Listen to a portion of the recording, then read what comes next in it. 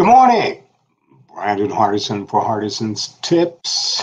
Glad you can come in and give you some advice before you get started on the road. We do this every morning at 5 o'clock, just trying to give salespeople an additional way of looking at things. So, especially if you're a new sales consultant, congratulations. This is a challenging time, but we still have a great lifestyle if your attitude is ready to go out. And we do not care if you're territorial as far as major account, key account, up and down the street. Maybe you're doing in-home sales, maybe you're doing retail sales, but we try to give you a little bit of everything. So let's get right to it because some of you still need to get on the road, or if you're working from home, you need to get prepared. So I got something in the mail and we wanted to talk about where we're at now and then the future of what sales training is going to look like, because it's going to impact how you're going to be successful. Once again, the attitude needs to be there, but let's see what we're talking about.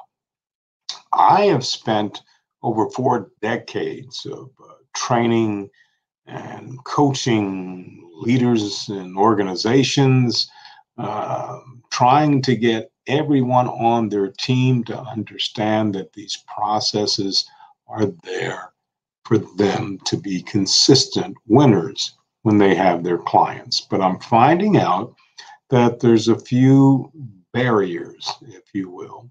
So I want to talk about these barriers, and then tomorrow let's talk about what the future of sales training is going to look like.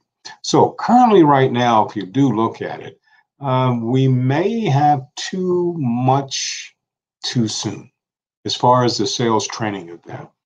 Sometimes in territories, it's often sacred that the perception of a sales organization needs to expose you to training. And oftentimes they force you into classroom situations, and you really should be doing something about maybe understanding the organization. If we try to put that all on you at once in a short amount of time, it's too much training in a limited time frame. Now, what does it do? As a result, many training initiatives are intense, multi-day events that cover every possible aspect of new sales methodologies. Now, is this good? Yes, if you can learn that way, but just like any other essential, if we're talking about basics and we go to sports, whether it's tennis, golf, or a team sport, we know that there needs to be more coaching and practice and reinforcement. Coaching, practice, reinforcement. Introduce what you want. Let's coach toward it. In other words, the leader is going to show you what they expect from this part of the process. Let's practice it. And now we need to measure it so we can reinforce how you learn individually, because everybody learns differently. That's the only way we're going to master this. Is it possible to do? Yes, but sales professionals, once again, learn differently. So people maybe need to be retrained differently. Maybe we need to apply a small percentage of this technically in a one-on-one. Maybe it's a multi-day training event. Some places will give you a week, 2 weeks, maybe a month. But once again, if it's not coached right, if it's not reinforced right, we have nowhere to go. So that's one thing that I've noticed so far. Another thing, sales training is often not aligned right with the proven sales processes that you've already have for your industries. In many cases, training efforts are focused exclusively on skills and techniques, where these elements are essential for good training, but there's no process, there's no backbone to attach the new practices to. And what this does, in essence, it's going to fail. Why? If we look at the sales approach and what we're trying to do and the application it needs for this to work, that's where the coaching, the reinforcement on an individual one-on-one level needs to be. And many managers just don't have the time. And if you do not have a manager that's working with you in the classroom and reinforcing it in the field, if you have a key account, major account, or you're in somebody's home, it makes it hard for all of that to work for many salespeople. Some, once again, if they put in the time, they practice, yeah, they can work more independently. Another thing that I'm finally seeing is that we have these fragmented approaches. Let's chop these things up a little bit more instead of blending them together. In other words, many initiative training vendors, they come to people and say, hey, we can offer what you're lacking, but it fails because, once again, it doesn't give you enough and it's not reinforced. I don't care if it's e-learning. I don't care if there's video applications. The blended approach, instead of chopping it up, works better because there is a coach. There's someone that someone can go back to and ask or examine or get pushed more to the success of what they're looking for. Another thing is there's many times too many gaps that exist in training curriculum, especially for specific roles and competencies. There are as many as 10 to 12 key competency areas, depending on, once again, up and down the street, key account, major account, just retail sales. Effectiveness, if we want to be consistent, and what do we mean by that? Having people not turn over, leave, find another career change. But now we're talking about another story, hiring the right person. But then the management and the team need to do certain things to bring in the right person. And during that critical 30, 60, 90, 120-day period, wrap your arms around them and make sure that training is ongoing. Can it be strategic, group, large, small? Yes. Can it be one-on-one? Yes. Whatever you as a manager can do, you will get higher dividends if we take our time, do it right, hold the salesperson accountable for understanding why we do this in our culture. But sales organizations will need people who can understand the competency models, not just say, here's why we do it, go practice. There needs to be someone to work with the people. I don't care if you're up and down the street or if you're in a retail situation.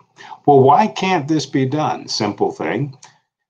Sales management is just overwhelmed. Today's sales managers, unlike those in the past, even though they did not have all this technology, seem like they understood more that leadership, more than the processes, was what got them success. I'll repeat that again in a different way.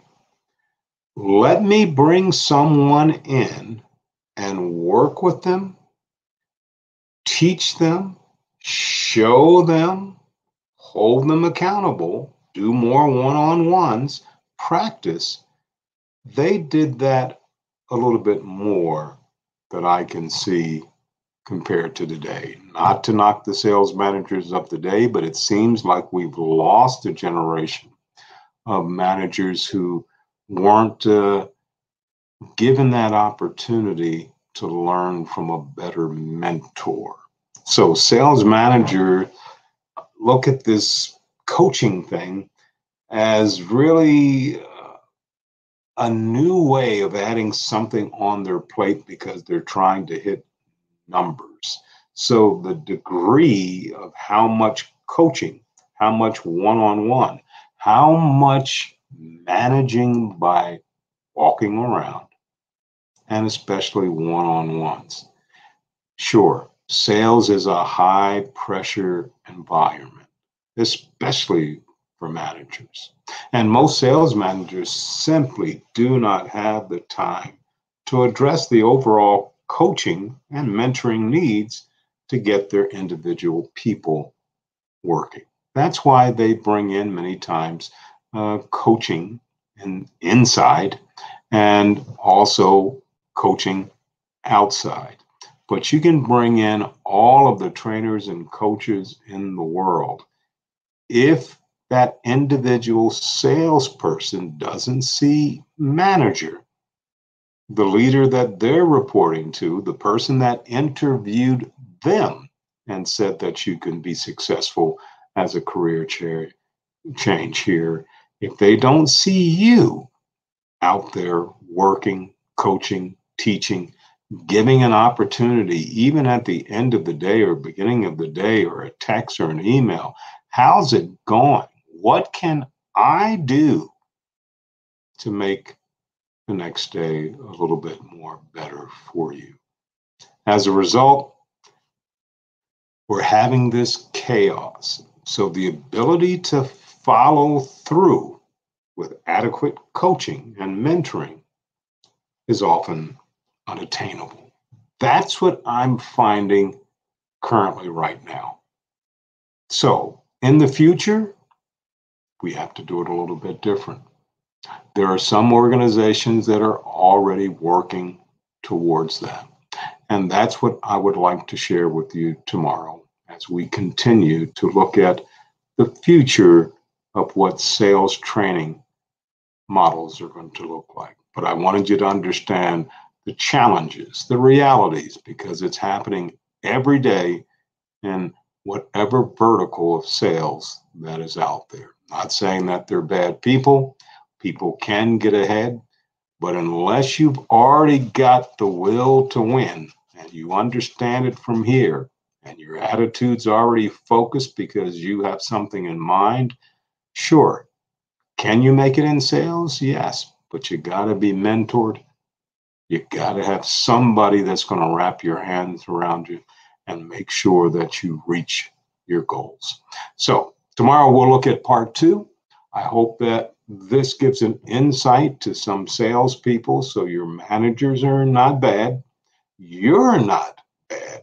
We just got to find how you learn. And that's where neuro-linguistic programming, NLP, comes in.